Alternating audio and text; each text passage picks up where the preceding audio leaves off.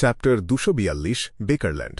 মঙ্গলবার খুব ভোরে ক্লাইন মোরেত্তি নিজের থেকেই জেগে উঠল। সে নাস্তার জন্য 2টো টোস্ট, একটু মাখন, 1 টুকরো বেকন আর 1 কাপ কফি বানাল। তারপর বেশ আয়েশ করে নাস্তা খেতে খেতে খবরের কাগজ পড়তে বসল।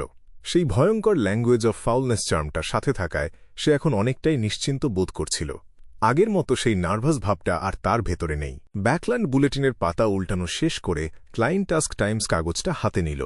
কাগজটার 2 নম্বর পৃষ্ঠায় একটা খবরের দিকে তার চোখ আটকে গেল। খবরটায় লেখা, আজ রাত 2টোর দিকে ইস্ট বোরোর রেড ব্রিক অ্যালিতে এক ভয়ঙ্কর গোলাগুলির ঘটনা ঘটেছে। পুলিশের ধারণা এটা 2টো গ্যাংয়ের ভেতরের মারামারি, আর এর মধ্যে একটা হল কুখ্যাত জম্যানগার গ্যাং। জম্যানগার গ্যাং, ইস্ট বোরোর রেড ব্রিক অ্যালি। হঠাৎ ক্লাইনের মাথায় একটা চিন্তা খেলে গেল। সে খাবার টেবিল ছেড়ে উঠে গিয়ে ব্যাকল্যান্ডের ম্যাপটা বের করে আনল।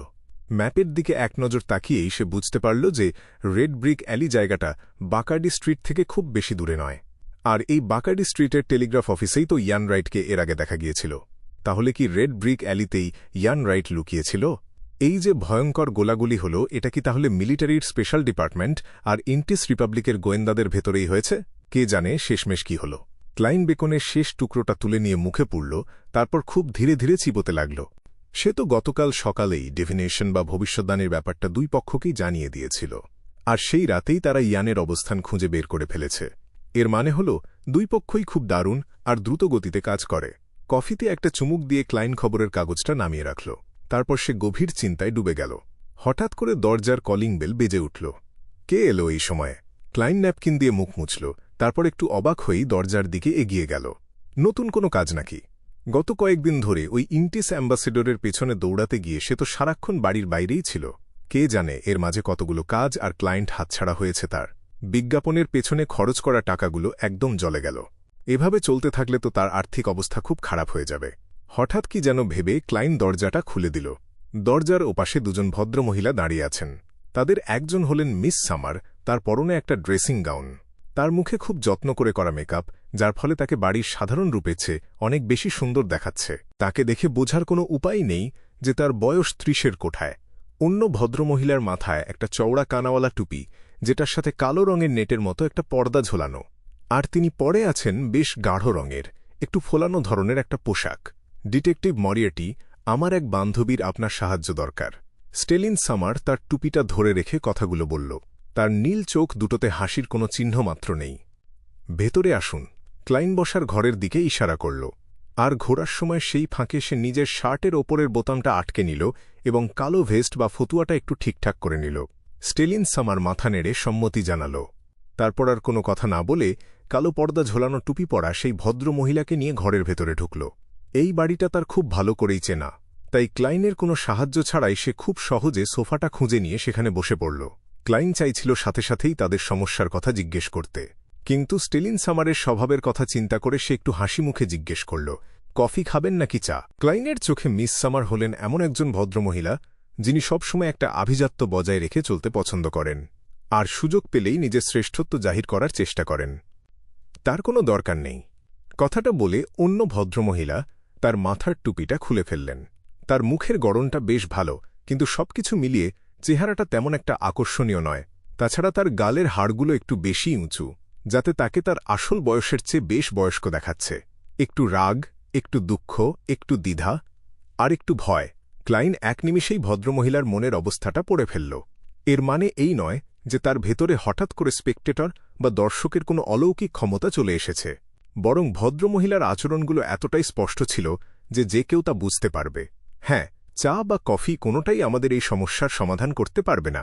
স্টেলিন সামার ম্যাগাজিনে দেখা মডেলদের মতো করে বসার চেষ্টা করল, যাতে তাকে খুব অভিজাত মনে হয়।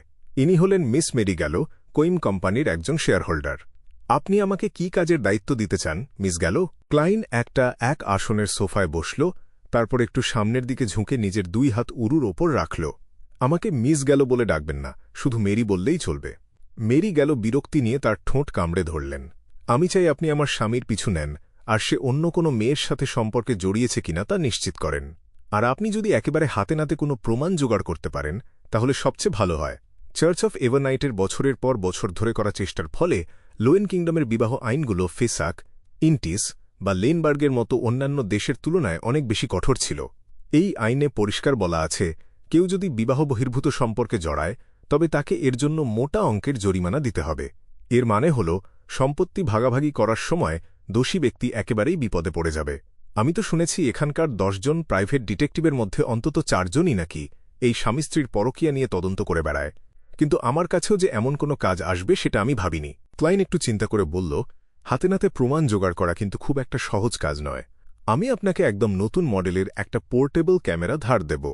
মেরি একটুও দ্বিধা না করে সাথে সাথে জবাব দিলেন, যদি আপনি শক্ত প্রমাণ এনে দিতে পারেন তবে আমি আপনাকে 10 পাউন্ড দেব, আর যদি শুধু সে অন্য কারো সাথে আছে এটা নিশ্চিত করতে পারেন তাহলে পাবেন 3 পাউন্ড। আপনি কি ওই তথাকথিত পোর্টেবল ক্যামেরার কথা বলছেন যেটার সাইজ আমার মাথার প্রায় 3 ভাগের 2 ভাগ? 10 পাউন্ড, এটা তো মোটেও কম টাকা নয়। মিস্টার ক্লাইন আজকাল ব্যবসার দিকে বেশ নজর দিচ্ছে, তাই সে নতুন মডেলের ক্যামেরাগুলো সম্পর্কে ভালো করেই জানে। সে 2 সেকেন্ডের মতো একটু ইতস্তত করল, তারপর বলল, ঠিক আছে, তবে আপনাকে আপনার স্বামীর ব্যাপারে আর সে সারাদিন কি করে সে ব্যাপারে আমাকে বিস্তারিত তথ্য দিতে হবে। কোনো সমস্যা নেই। মেরি 1 সেকেন্ডের জন্য থামলেন, তারপর নিজের সমস্ত সাহস একত্র করে কথাটা বললেন, আপনার এই সাহায্যের জন্য ধন্যবাদ, তবে আমি আশা করব আপনি এই ব্যাপারটা অন্য কাউকে জানাবেন না। স্টেলিন সামার তাকে কথাটা মনে করিয়ে দিল। এই কথা শুনে ক্লাইন একটা দীর্ঘশ্বাস ফেলে বলল, আমি এমন একজন মানুষ যে কিনা সবসময় গোপনীয়তা বজায় রেখে চলে, আর সত্যি বলতে এই স্বভাবের জন্যই আমাকে অনেক সময় বিপদে পড়তে হয়। আর্ল উলফের বাড়ির বিশাল লবিতে তখন ভায়োলিনের মিষ্টি সুর বাজছিল, আর সেই সুরের তালে তালে নারী পুরুষরা একে অপরের সাথে নাচছিল। অড্রে হল হাতে একটা হালকা সোনালি রঙের শ্যাম্পেনের গ্লাস নিয়ে হেঁটে যাচ্ছিল। হঠাৎ করেই সে ভুল করে লোয়েনে নিযুক্ত ইন্টিস রিপাবলিকের অ্যাম্বাসেডর বেকারল্যান্ড জাঁ মাদানের সাথে ধাক্কা খেল। আমার জীবনে দেখা সবচেয়ে সুন্দরী তরুণী হলেন আপনি। বেকারল্যান্ডের মুখটা বেশ রোগাটে আর গালে হালকা দাড়ি। সে তাদের আভিজাত্যের নিয়ম মেনে অড্রের সাদা দস্তানা পরা হাতে আলতো করে একটা চুমু খেল। তার চোখের দৃষ্টিতে ছিল একটা সাহসী আর মুগ্ধ করার মতো ভাব। অড্রে একটু চোখ ঘুরিয়ে খিলখিল করে হেসে বলল, ইন্টিসের মানুষেরা কি এভাবেই কথা বলে নাকি? হ্যাঁ, সুন্দর জিনিসের প্রশংসা করার ব্যাপারে আমরা কখনোই কৃপণতা করি না। বেকারল্যান্ডও একটু হেসে জবাব দিল, লোয়েন কিংডমের এই কড়া নিয়মকানুন না থাকলে আমি হয়তো আপনাকে আমার অ্যাঞ্জেল বলেই ডাকতাম। বুড়ো শয়তান। অড্রে মনে মনে গাল দিলেও মুখে তার সেই মিষ্টি হাসিটা ধরে রেখেই বলল, লোয়েন আর ইন্টিসের মানুষের স্বভাব আসলে একেবারেই আলাদা। হে, আপনার কথা শুনে আমার একটা জোকসের কথা মনে পড়ে গেল। কিছু মনে না করলে আমি সেটা বলতে চাই। বেকারল্যান্ড চোখ কুঁচকে হাসতে হাসতে বলল, কোনো সুন্দরী মেয়ের সাথে ভালো সময় কাটানোর পর লোয়েনের বেশিরভাগ পুরুষ বলবে, ওহো প্রিয়তমা, আমি এখন একটা সিগারেট খেতে চাই। কিন্তু ইন্টিসের বেশিরভাগ পুরুষ বলবে, সে ইচ্ছে করেই কথাটা মাঝপথে থামিয়ে দিল। আর অড্রে তার মাথাটা একটু কাত করে এমন একটা ভাব করল যেন সে কিছুই বুঝতে পারছে না। যদিও ভেতরে ভেতরে তার বমি পাচ্ছিল, কিন্তু সে সেটা খুব ভালোভাবেই চেপে রাখল। তারা কি বলবে? ইন্টিসের বেশিরভাগ পুরুষ বলবে, ওহ বেবি, আমাকে এখনই বাড়ি ফিরতে হবে, নাহলে আমার স্ত্রী সব ধরে ফেলবে। বেকারল্যান্ড তার হাতের গ্লাসটা ওপরে তুলে হো হো করে হেসে উঠল।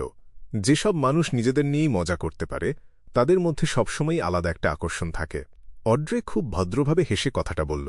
হঠাৎ তার সুন্দর, পরিষ্কার আর গাঢ় সবুজ চোখ দুটো অ্যাম্বাসেডর বেকারল্যান্ডের পেছনের দিকে ঘুরে গেল।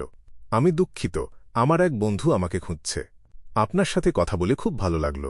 বেকারল্যান্ড মাথা ঝুঁকিয়ে সম্মান জানাল এবং একপাশে সরে দাঁড়াল। অড্রে খুব রাজকীয় ভঙ্গিতে সামনের দিকে এগিয়ে গেল আর একবারও পেছন ফিরে তাকাল না। যাকে অজুহাত বানিয়ে সে ওখান থেকে সরে এসেছে, এখন সেই মানুষটাকে কোথায় খুঁজবে? অড্রে যখন সেটাই ভাবছিল, ঠিক তখনই এক তরুণ ভদ্রলোক তার দিকে এগিয়ে এল। সে গলার স্বর নামিয়ে তাকে সাবধান করে বলল, অড্রে, ওই অ্যাম্বাসেডর বেকারল্যান্ডের কথা একদম ভুলো না। ও একটা জঘন্য বুড়ো। কে জানে কত মেয়েকে যে সে ভুলিয়ে ভালিয়ে বিছানায় নিয়ে গেছে। বেকারল্যান্ড চরিত্রহীন। আমার পর্যবেক্ষণও তো ঠিক সেটাই বলছে। এটা তো ওর একটা বড় দুর্বলতা। অড্রে নিজের ভেতরের বিরক্তিটা না লুকিয়ে হালকা একটা হাসি দিল। ক্যান্স, তুমি কি আমাকে ভুল বুঝছ? গডেসের কসম, আমি কিভাবে ওই অ্যাম্বাসেডর বেকারল্যান্ডের কথায় ভুলব?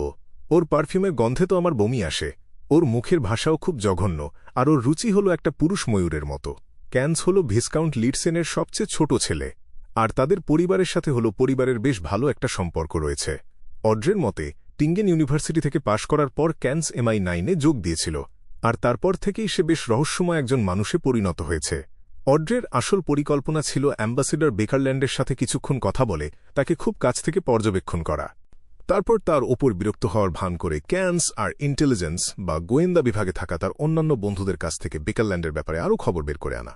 কিন্তু অবাক করার বিষয় হল ক্যান্স লিরসেনকে তার আর খুঁজতেই হল না, বরং সে নিজেই অড্রের কাছে এসে এই বিষয়ে কথা বলা শুরু করে দিয়েছে। তোমার ধারণা একদম ঠিক। ক্যান্স খুব আন্তরিকভাবে একটু হাসল। তারপর সে চারপাশের পরিবেশটা একবার ভালো করে দেখে নিয়ে ফিসফিস করে বলল, তাছাড়া বেকারল্যান্ড কিন্তু খুব ভয়ঙ্কর একটা লোক। কতটা ভয়ঙ্কর? অড্রে খুব আগ্রহ নিয়ে জিজ্ঞেস করল, তুমি কি বিয়ন্ডারদের কথা কখনো শুনেছ? আমি জানি যে এসব রহস্যময় ব্যাপারে তোমার সবসময় খুব আগ্রহ থাকে। ক্যান্স বেশ ভেবেচিন্তে কথাটা বলল। অড্রে আস্তে করে মাথা নেড়ে হ্যাঁ সূচক জবাব দিল। আমি এ ব্যাপারে বেশ কিছু জিনিস জানি, যার বেশিরভাগই আমাকে গ্লেইন্ট বলেছে।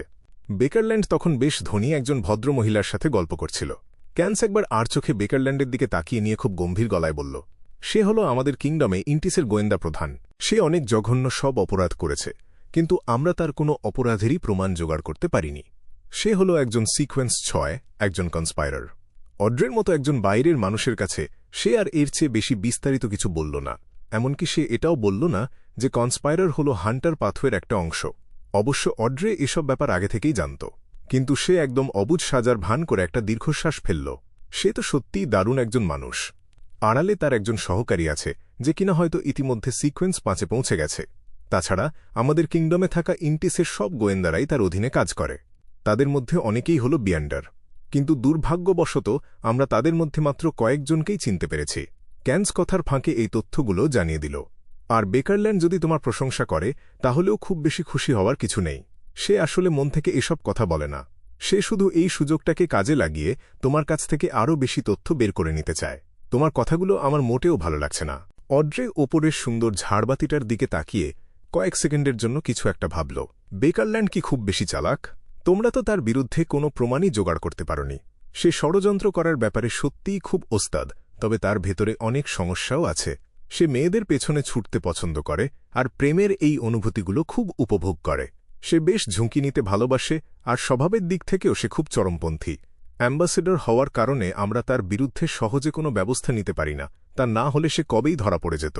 ক্যান্স নিজের থুতনিতে হাত বুলিয়ে বলল, তবে খুব শিগগিরই তাকে এই পথ থেকে সরিয়ে দেওয়া হবে, খুব শিগগিরই। কেন? অড্রে বেশ অবাক হয়েই জিজ্ঞেস করল। আমার সুন্দরী ভদ্রমহিলা, এই ব্যাপারটা আপনার না জানাই ভালো। ক্যান্স তার গোয়েন্দা বিভাগের গোপনীয়তার নিয়মটা খুব শক্তভাবেই মেনে চলল। বল ড্যান্স যখন প্রায় শেষের দিকে, তখন অড্রে ভিসকাউন্ট গ্লেন্টকে খুঁজে বের করল। ততক্ষণে অড্রে বেশ অনেকগুলো দরকারি তথ্য জোগাড় করে ফেলেছে। সে গ্লেন্টকে বলল শিওদেরেচা আর ফোর্সওয়ালের সাথে যোগাযোগ করার ব্যাপারে তাকে একটু সাহায্য করতে।